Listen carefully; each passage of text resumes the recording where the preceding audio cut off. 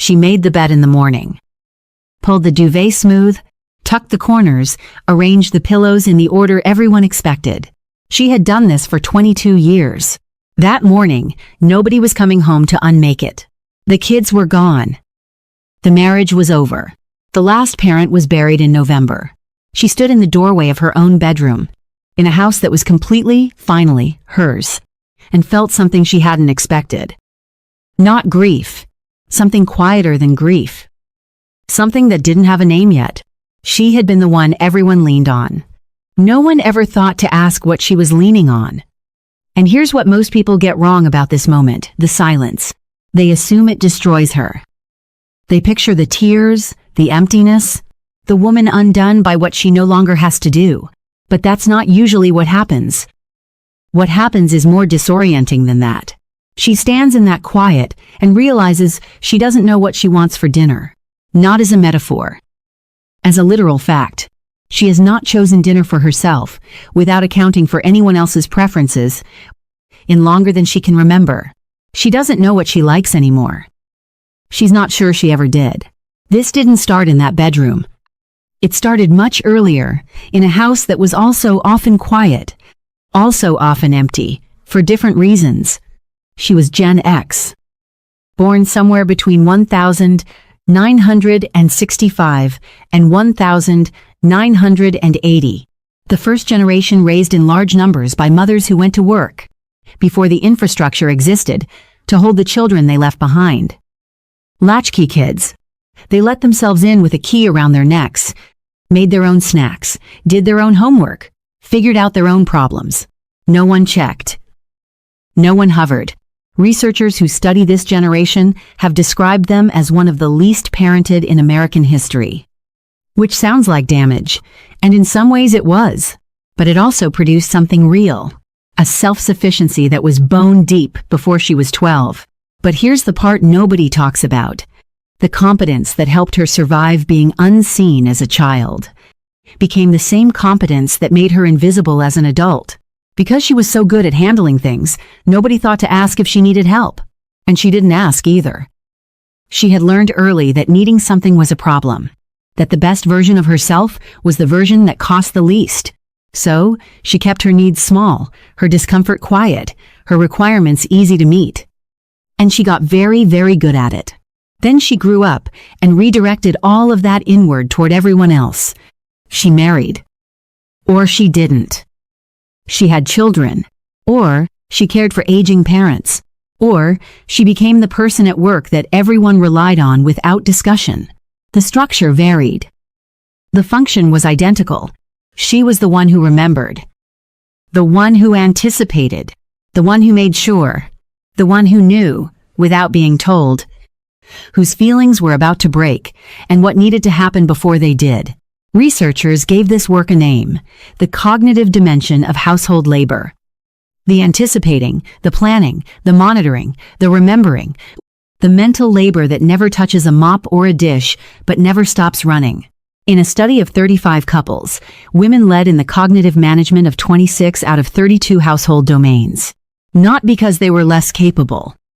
Because they had been trained to notice. Because the cost of not noticing always landed on them. She didn't know she was doing it. It felt like being responsible. It felt like love. It was love.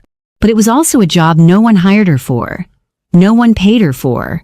And no one would have known to miss until the day she stopped. And she was loved for it. She was essential. The whole household organized itself around her. And there is something real in that, a kind of meaning that isn't nothing. Being needed feels for a while like mattering. But being needed is not the same as being known. Researchers studying midlife loneliness found that American adults in their 42nd and 52nd report higher rates of loneliness than same-age peers anywhere in the developed world. Higher than Europeans, higher than any other life stage in U.S. data. And the loneliness they're describing isn't the loneliness of an empty room. It's the loneliness of a full house where no one sees you. Of being the person who manages everyone's emotional weather, while your own goes unasked about. Of sitting at the center of a family's life and feeling, quietly and without drama, like a stranger to yourself. There is a documented pattern in women's psychology called self-silencing, the tendency to mute your own needs, feelings, and wants, to maintain relationships and avoid conflict, to answer "I'm fine," so automatically it stops feeling like a choice, to calibrate yourself so completely around other people that you lose track of your own signal, not in a single dramatic moment, but gradually, over years, the way a path closes when no one walks it. Researchers measuring this pattern found it linked to depression across more than 50 peer-reviewed studies. Not because women are fragile, because a specific learned behavior: defer, accommodate, manage everyone's feelings, never make your pain someone else's problem, has a measurable cost when practiced long enough. She didn't develop this pattern by accident. The culture handed it to her with both hands. The good daughter, the capable wife, the mother who holds it together. Every version of female virtue she was given as a model had the same design, organized around everyone else's well-being, with hers somewhere at the bottom of the list. She absorbed it the way children absorb everything, before she had the language to question it. She was 49, on average, when the caregiving load peaked. That is the statistical average family caregiver in America. A 49-year-old woman, still employed, managing unpaid care for a child, a parent, or both. The sandwich generation. Nearly half of adults in their 40s and 50s are supporting both children and aging parents simultaneously. The data puts a number on what she felt in her body for years. She was carrying more than one life at once, and nobody was counting it. And then, one day, the weight shifted. The kids grew up. The parents died. The marriage ended. And here is something the story usually gets wrong. She more often chose that ending than had it chosen for her. Researchers analyzing nationally representative data found that women initiate roughly 2 in 3 divorces in the United States. Not because marriages were obviously broken, often because a woman reached a point quietly, without announcement, where she understood that being needed was not the same as being loved, and that her life was not going to get larger by staying. But leaving carries its own weight. After a divorce past 50, women's standard of living drops by roughly 45% on average, compared to 21% for men. The freedom she chose comes with a financial reality most starting over stories leave out. She may have chosen herself, and be paying for it in ways she didn't fully anticipate. Both things are true at the same time. So she stands in that quiet. The bed is made. The house is hers. She is depending on the day, relieved, hollowed out, grateful, frightened, or some combination of all 4 that she doesn't yet have language for. She goes looking for herself. And this is where it gets harder than anyone tells her it will be. Because the self she's looking for hasn't been maintained. It didn't disappear, it isn't gone. But it hasn't been watered, hasn't been asked about, hasn't been given room to answer in a very long time. She knows everyone's coffee order. She knows what her mother's last favorite song was. She knows her daughter's shoe size from 3 years ago.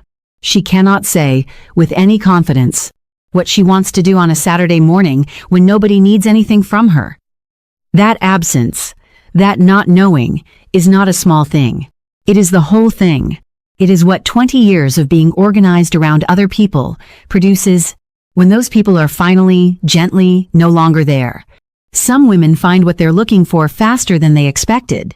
The version of themselves that existed before everyone needed something turns out to still be there, quieter now, a little uncertain, but present. Waiting in the room they stopped going into somewhere around 2003. Others find something different. Not a return. Something new. Smaller, maybe. More honest. A life organized around what she actually needs, rather than what everyone else requires of her. That adjustment takes longer than the inspirational version suggests, and it involves more grief than the word reclamation implies. And it is not linear. And there are Tuesdays, in the middle of it, that feel like nothing is working at all. Both outcomes are real. Neither is a failure. What the research shows, and this is one of the findings that surprises people, is that marital satisfaction, for women whose marriages survived, often rises after the children leave. More quality time. less collision between exhaustion and partnership. The relationship can breathe again, but general life satisfaction doesn't reliably follow the same curve. She may be doing better in her marriage and still not know who she is inside it. Those are separate questions, and arriving at one doesn't answer the other. She was the one everyone leaned on. No one thought to ask what she was leaning on. The answer, for most of her adult life, was nothing. She held herself up on function and willpower and the particular kind of strength that comes from never letting anyone see you struggling. She was so good at it that the people who loved her didn't know to worry. She is only now learning what she sounds like when nobody else is in the room. Not as a metaphor. As a literal thing that happens, quietly, in a house that is finally, completely hers. She is not starting over. She never left. She is just, for possibly the first time in decades, the only person she has to take care of. She doesn't quite know what to do with that yet. But she is figuring it out, the way she figures everything out, on her own. Quietly, without asking for help, she isn't sure she knows how to ask for. That's not damage. That's Gen X. She's been here before.